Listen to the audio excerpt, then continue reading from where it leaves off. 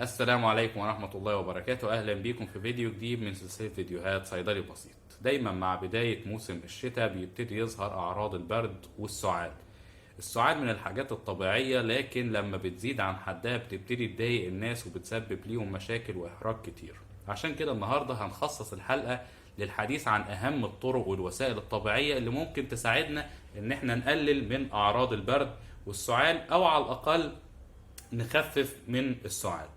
هنتكلم النهاردة عن أول حاجة معانا، وهي استخدامنا للعسل. العسل من الحاجات الطبيعية اللي بتبقى كويسة جدا وبتجيب نتيجة كويسة جدا مع السعال، لأنه أولا بيقلل البلغم، ثانيا إن هو بيلطف الحلق، وكمان ليه خواص مضادة للبكتيريا والجراثيم اللي بتبتدي تهاجم جسم الإنسان. لكن لازم ناخد بالنا إن العسل يمنع استخدامه على الأطفال اللي أقل من سنة. بنديهم لأكبر من سنة وما بنديهمش للأطفال اللي أقل من سنة. ممكن نستخدمه عن طريق إن احنا ناكله بشكل عادي، أو الأحسن من كده إن احنا نجيب معلقة أو معلقتين صغيرين من العسل وندوبهم في مية ونشربهم، هيجيب معانا نتيجة ممتازة جدا. وممكن نستخدمه عدة مرات في اليوم، هيساعدنا كويس جدا على التخفيف من أعراض البرد والسعال، وهيحد منه بشكل كبير.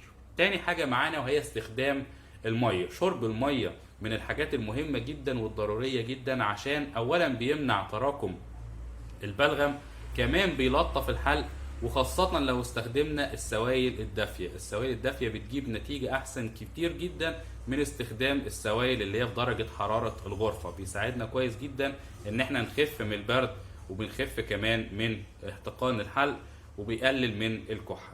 تالت حاجة هي استخدام البخار.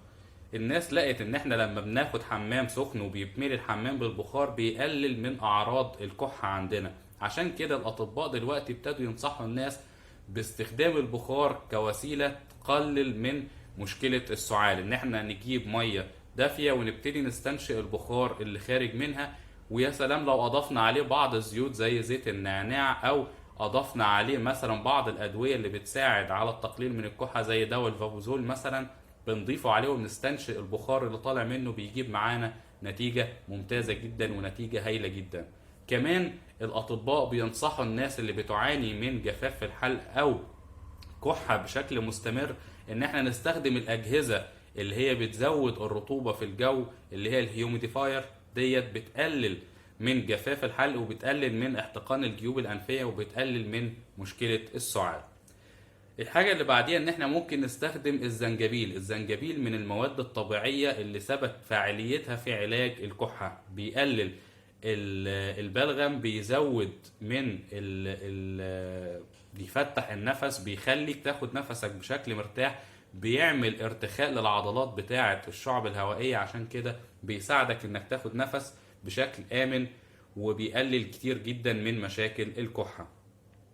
الحاجة اللي بعدها ان احنا ممكن نستخدم محلول الملح عشان نغسل بيه الجيوب الانفية، عن طريق ان احنا بنجيب سرنجة او اي مضخة او بامب، وبندخلها في فتحة بنملاها بالمحلول الملح، وبنبتدي نضغطها، فبيخرج كل المخاط والسوائل او الحاجات الاتربة او اي حاجة موجودة في الجيوب الانفية، وبيخرجها من الفتحة التانية.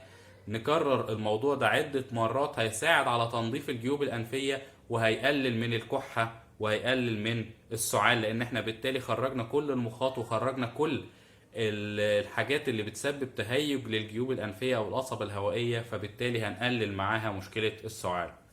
الحاجه اللي بعديها استخدامنا للنعناع. المنتول اللي بيبقى موجود داخل النعناع بيكون فعال جدا في توسعه الشعب الهوائيه، وبالتالي بيقلل من مشكله الاحتقان، وبيقلل من مشكله الكحه، عن طريق ان احنا نستخدمه كزيت او حتى استحلاب او اي منتجات بتحتوي على المنتول. حتى في حاجات بتدهن عشان تساعد على توسعة الشعب الهوائية، وبالتالي تقلل من مشكلة السعال. الغرغرة بمية وملح. لو جبنا كوباية مية دافية وحطينا عليها نص معلقة ملح ودوبناها واتمضمضنا بيها واتغرغرنا بيها، هتشيل كل الاحتقان وكل المواد اللي موجودة في الحلق، وكمان هتساعد على ترطيب الحلق، وبتشيل معانا البلغم عشان تمنع مشكلة الكحة. تناولنا للزبادي. الزبادي من الحاجات الطبيعية. في ناس هتستغرب تقولك ايه دخل الزبادي بالكحة؟ الزبادي بيحتوي على حاجة اسمها البروبايوتيك. البروبايوتيك دي مواد طبيعية بتعمل على تحسين البيئة بتاعة البكتيريا النافعة اللي موجودة داخل الأمعاء عندنا، وبالتالي بتحسن من جهاز المناعة بتاع جسمنا.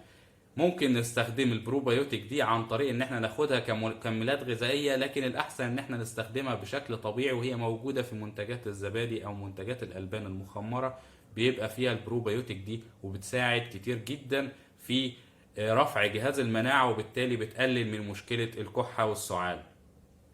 الحاجة اللي بعدها وهو استخدامنا للأعشاب الطبية. الأعشاب الطبية زي ورق اللبلاب، زي ورق الجوافة، اليانسون، الشمر، التليو، النعناع، كل الحاجات دي من الأدوية. الزعتر من الحاجات الأعشاب الطبية اللي ممكن نعملها زي الشاي، نغليها ونشربها، بيجيب معانا نتيجة ممتازة جدا، وليها فوائد لا حصر لها في علاج مشكلة الكحة، وبيقلل منها بصورة آمنة وفعالة. ومعظم الأدوية دلوقتي اللي موجودة في الصيدليات بتبقى مستخلصة من المواد ديت أو الأعشاب ديت عشان تجيب معانا نتيجة ممتازة جدا. وإن شاء الله جربوا الحاجات دي وهتحسوا بفرق كبير جدا، إن انتوا قللتوا السعال بشكل طبيعي وآمن بدون ما تحتاجوا لأي أدوية من الصيدلية. أرجو أكون وصلت المعلومة ببساطة. دمتم بصحة وعافية. لو حد عنده أي استفسار ممكن يسيبه لنا في تعليق أسفل الفيديو، وهقوم بالرد عليه في أقرب وقت ممكن. إلى أن نلتقي إن شاء الله في فيديوهات قادمة، كان معكم دكتور حاتم فتحي.